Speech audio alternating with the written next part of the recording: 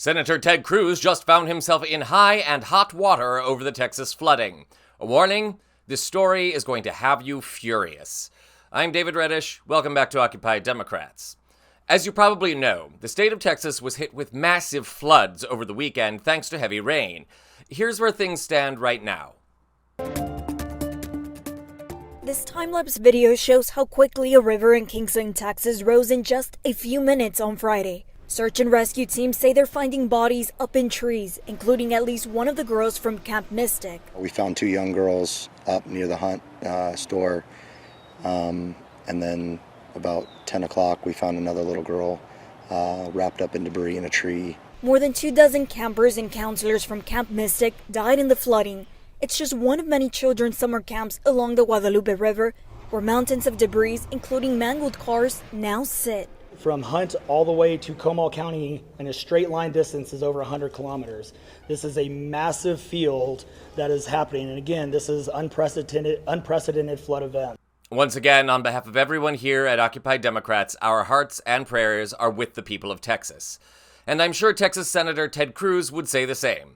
He appeared this morning at a press conference where he urged grieving Texans and the rest of the American people not to blame Donald Trump for the catastrophe. It's noteworthy that Cruz chose to speak this morning for a couple of reasons.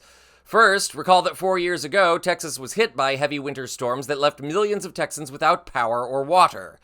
And how did Cruz react to that? He went to Cancun.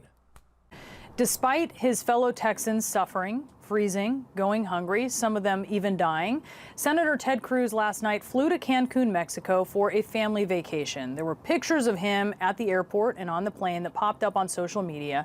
And moments ago, he confirmed that was him. He felt he needed to trade the prickly cactus of his recorded podcast for the inviting palm trees of the Yucatan Peninsula, apparently in the middle of a crisis, a disaster of historic proportions. And what makes this even worse is that Cruz used police resources in the middle of said crisis to make his way to the Sky Zone. Houston police confirming moments ago that Cruz's staff requested assistance to get him to the airport.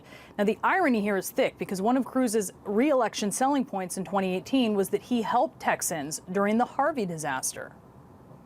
But now Cruz is not up for re-election. He is abandoning his state. It's Bon Voyage, MTV, spring break style, where in Cancun the temperature is a lovely 85 degrees, but in the city that he flew from, home to the people that he serves, it's near freezing there.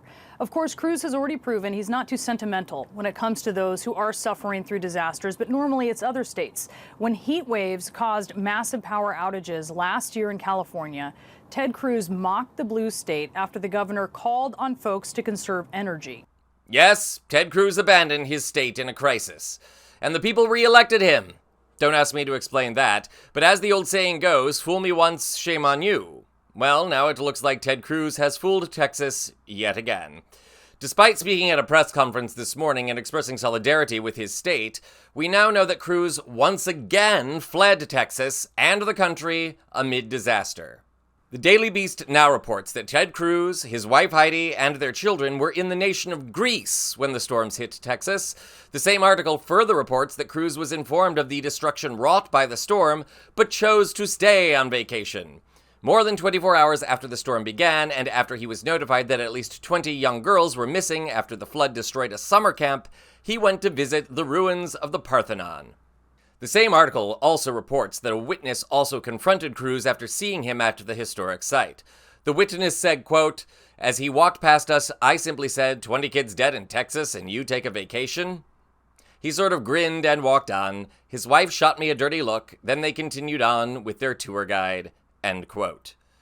Now, in fairness, Cruz may not have been able to get a flight back to Texas until Sunday, but here's the real catch.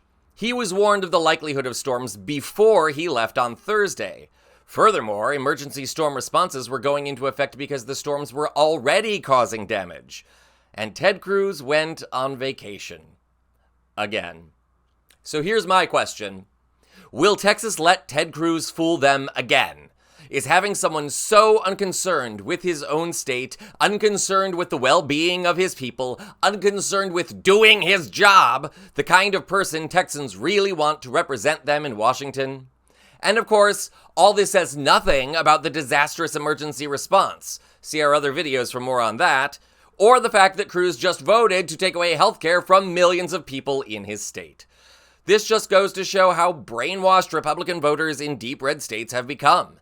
And it shows how craven, selfish, and cynical Ted Cruz really is. You know, I'm reminded of a story former Senator Al Franken likes to tell. He said he actually liked Ted Cruz a lot more than his Republican colleagues did. But then, Senator Franken also added, he hates Ted Cruz. Mr. Franken, you're not alone. This is Occupy Democrats.